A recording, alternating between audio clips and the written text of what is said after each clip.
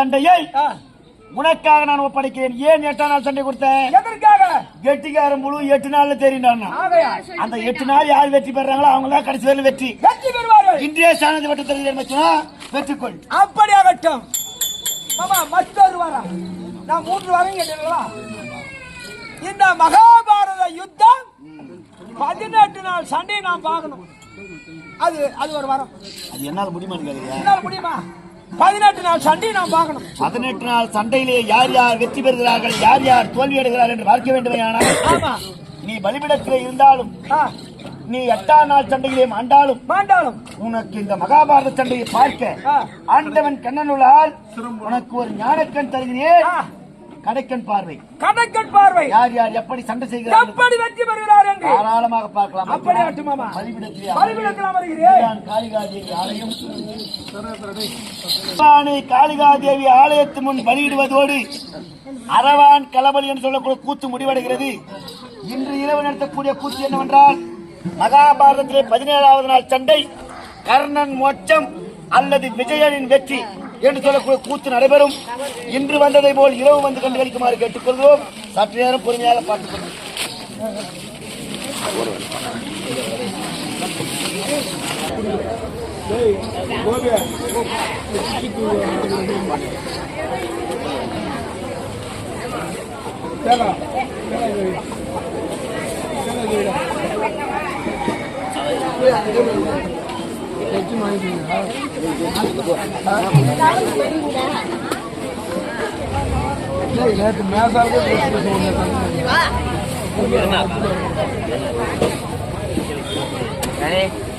சாவரசில் நல்லா எடுக்கும்.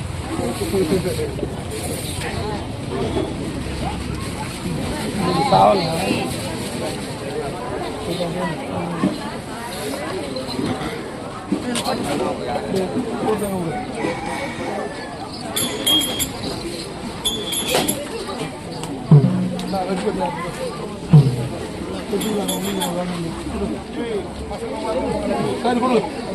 அப்படி கொடுண்ணா, ஒரு கையில கொடுண்ணா.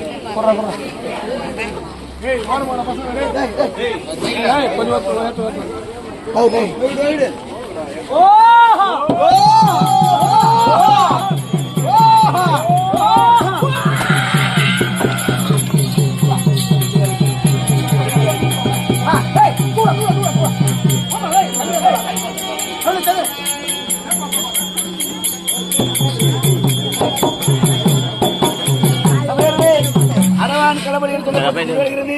எல்லோரும் ஆசீர்வாதம் கேட்டுக்கொள்வோம். நன்றி.